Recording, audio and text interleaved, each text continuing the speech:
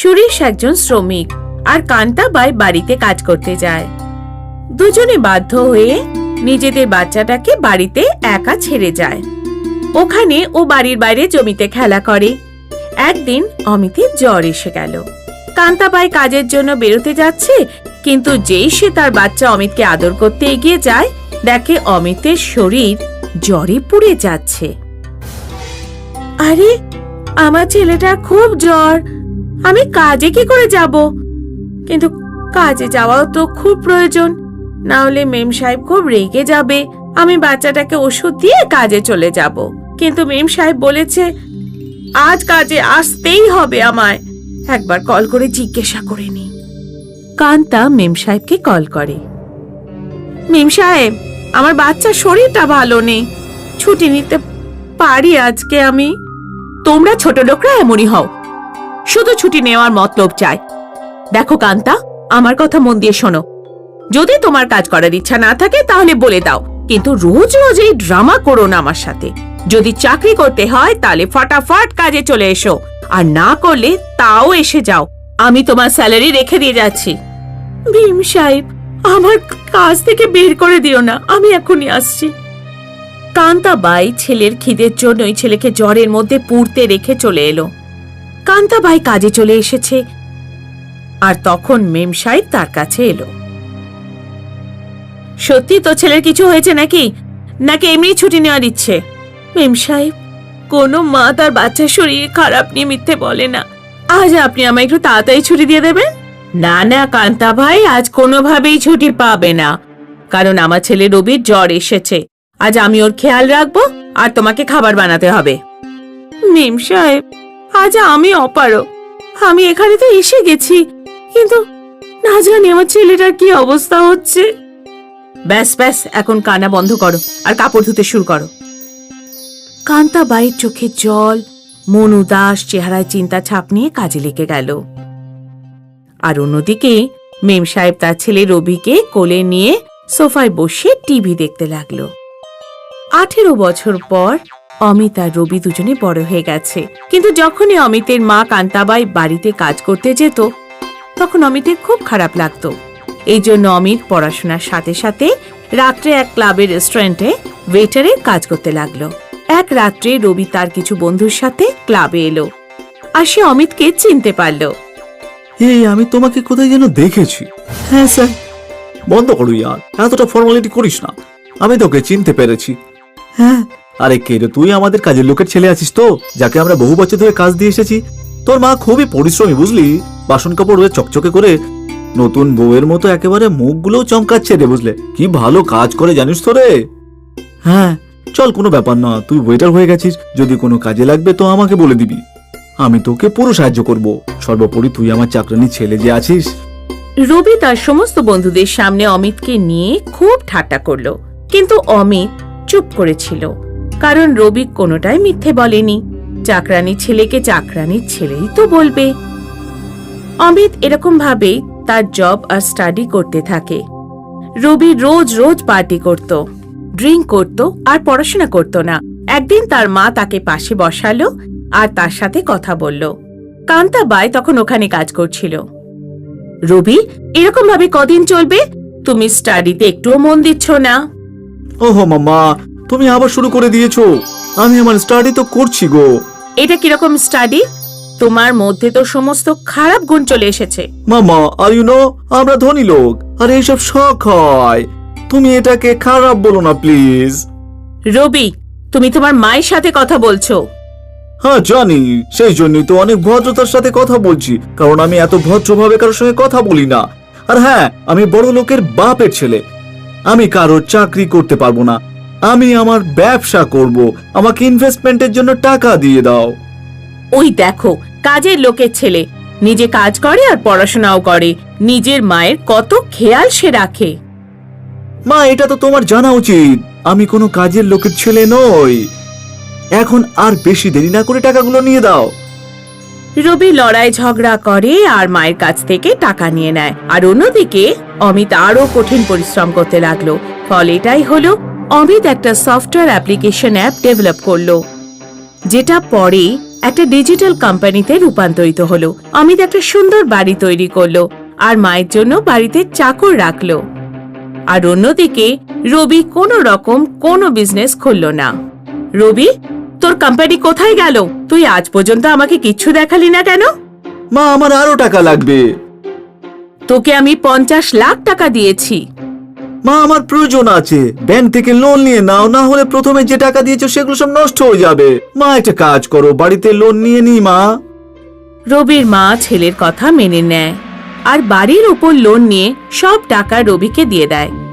কিছুদিন পর ওর মা জানতে পারে যে রবি জুয়া খেলে আর সে জুয়াতে সব কিছু বরবাদ করে দিয়েছে।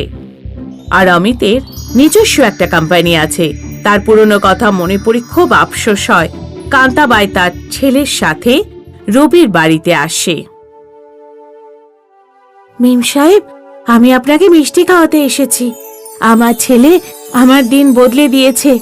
কিন্তু মিম সাহেব, এটা বলতে চাই যে ভগবান যেন কাউকে কখনো অহংকার না দেয়, কিন্তু কারোর দিন সব সময় একরকম থাকে না। কান্তাবাই তার ছেলের সাথে গাড়ি করে ফিরে যায় আর রবি আর তার মায়ের চোখ লজ্জায় নিচু হয়ে যায়। বাড়িতে রতন তার স্ত্রী কেকের সাথে থাকত আর 80 বছরের বৃদ্ধা মা সাবিত্রীও তাদের সাথেই থাকত। সাবিত্রী তার পাটা সোজা করে হাঁটতে পারত না। একদিন সন্ধেবেলায় রতন তার অফিস থেকে ফিরল। মা, তুমি পেনশন নিয়ে এসেছো? সাবিত্রী কোনো উত্তর দেওয়ার আগেই রেগে থাকা কেকেই বলে উঠল, হ্যাঁ হ্যাঁ, পেনশন নিয়ে এসেছে। এই বুড়ি তো পুরো 40 টাকা অটোর জন্য খরচ করে দিয়েছে। ও হো কেকেই, রিক্সার খরচ তো দিতেই হবে। হ্যাঁ, কিন্তু এখনো মহারানী পেনশন পাইনি। কইকেই, উনি আমার মা, তুমি ওনার সাথে এরকম ভাবে কথা বলবে না। 1 বছরের বেশি হয়ে গেল, লকডাউন চলছে, আমাদের খরচাই যেমন তেমন করে চলছে। এদিকে এখনই এই বুড়িকে আরো 4টে রুটি দিতে হবে। আরে তুমি নিজের কথা বলা বন্ধ করো। পেনশন কেন বন্ধ হয়ে গেছে সেটা বলো। বাবা, ওনারা বললেন যে এখন সবারই পেনশন বন্ধ হবে, কারণ নতুন লিস্টে আমার নাম নেই, তাই আমি পেনশন পাবো না। এবার বলো তুমি, কি করে রাখবো এই বুড়িকে আমরা? কেকেই রান্না করছিল আর সাবিত্রী ওখানেই পাশে বসে দেখছিল। বৌমা, আমারও খিদে পেয়েছে, আমাকেও খাবার দিয়ে দাও। বড় এসেছে খাবার খেতে, তোকেই খাওয়াবো না গরম খাবার? আর ওদিকে আমার স্বামী দিন রাত কাজ করে, তার তো জোটে না গরম খাবার। আর তুই তো আমাদের উপর বোঝা, তোর সেবা যত্ন আর করতে পারবো না। বৌমা, এটা তো আমারও বাড়ি, তোমরা তো আমারই সন্তান। তোর এই নাটক আমার সামনে আর করিস না। এসব আমি বুঝতে পারি না। পায়ের ওপর দাঁড়াতে পারে না, আর শখ হলো আকাশ ছোঁয়ার। বৌমা, আমি তো শুধু 1-2টো রুটি চেয়েছি, হঠাৎ কি হলো? পেনশন আসা বন্ধ হয়ে গেল। সাবিত্রী কাঁদতে লাগলো। তখনই দরজায় বেল বাজলো আর রতন ঘরে ঢুকলো। আরে শাশুড়ি বউয়ের কি কথা হচ্ছে বলো তো আমাকে একবার, আমিও শুনতে চাই। দেখো না, আমি তো কখন থেকে মাকে বলছি খাবার খেয়ে নিতে, কিন্তু মা তো কিছুতেই খাচ্ছে না। বলছে আজ পেটটা গড়বড় করছে। কি হলো মা, সবকিছু ঠিক আছে তো? হ্যাঁ বাবা, বৌমা ঠিকই বলছে, আমার পেটটা গড়বড় করছে, খিদে নেই। মা, তোমার বয়স হয়েছে, এখন কমই খাও এখন থেকে। এই বয়সে হজম শক্তি অনেক কমে যায়, বেশি খাওয়াটা একেবারেই ঠিক নয়। হ্যাঁ বাবা, তুই ঠিক বলেছিস। মা, স্বাস্থ্যের দিকে খেয়াল রেখো, ওনাকে তেলের খাবার থেকে দূরে রাখো, আর রোজ 2টো করে রুটি কম দিও, যাতে ওনার পেট গড়বড় না হয় আর খাবার ঠিকমতো হজম হয়। রতন ফ্রেশ হতে তার ঘরে চলে গেল। আমি খাবার নিয়ে ঘরে যাচ্ছি, তুই এই সব এঁটো বাসন মেজে রাখবি আর রান্নাঘরও পরিষ্কার করে রাখবি। সাবিত্রী কাঁদতে কাঁদতে বসে সব কাজ করতে লাগলো। সাবিত্রী গত 2 দিন ধরে উপোস আছে, ওর খুব খিদে পেয়েছিল। আজ তো বৌমা ঘুমোচ্ছে, আমি চুপচাপ কিছু খেয়ে নি। আজ পর্যন্ত কোনো দিন কিছু চুরি করিনি, কিন্তু পেট খুব পাপী, আমাকে আজকে চুরি করে খেতেই হবে। সাবিত্রী রান্নাঘরে গেল আর তাড়াতাড়ি একটা রুটি হাতে নিল। ও তার খিদে সহ্য করতে পারছিল না, রান্নাঘরে দাঁড়িয়ে দাঁড়িয়েই খেতে লাগলো। তখনই কেই পেছন থেকে এসে সাবিত্রীর হাতটা ধরে ফেলল। আমি তো আগেই জানতাম যে তুই একজন চোর, খাবারও চুরি করছিস। তুই যখন খাবার চুরি করেছিস তখন না জানি আরো কত কি চুরি করবি, কে জানে এসব। না বৌমা, এই বদনাম দিও না, আমি এসব কিচ্ছু করিনি। আমি পায়ে সোজা হয়ে দাঁড়াতে পারি না, আমি একজন খোঁড়া, নিজের সন্তানের থেকে চুরি করে কোথায় যাব? সে তো আমি জানি না যে কোথায় যাবে, কিন্তু এই বাড়িতে আর থাকা যাবে না। কেই রতনকে ফোন করলো। হ্যাঁ বলো, কি হয়েছে? কি হয়নি সেটা বলো। কি হয়েছে সেটা তো একবার বলবে। আজ তোমার মা বাড়িতে চুরি করেছে। এটা যদি সত্যি হয় তো আমি কিছুতেই বরদাস্ত করব না। ওই বুড়িকে বাড়ি থেকে এক্ষুনি বের করে দাও। রতনের পারমিশন পেয়ে কেই খুব খুশি হলো আর সাবিত্রীকে অটোতে চাপিয়ে পাঠিয়ে দিল আর বলে দিল এই বৃদ্ধাকে যে কোনো জায়গায় ছেড়ে দিতে। অটোওয়ালা সাবিত্রীকে রাস্তার ওপর বসিয়ে দিল। সাবিত্রী ভিক্ষা করে খেতে লাগলো। তারপর একদিন একটা গাড়ি এলো আর সেখান থেকে এলো একজন ভদ্রলোক। দিদা, আপনি কি সাবিত্রী? আমি আপনাকে অনেকদিন ধরেই খুঁজেছি। ওরা ভুল করে আপনার পেনশন বন্ধ করে দিয়েছিলাম। আপনার নাম লিস্টে উঠেছে।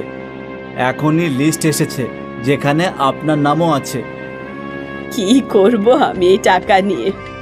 আমার কাছে না আছে বাড়ি আর না আছে সন্তান।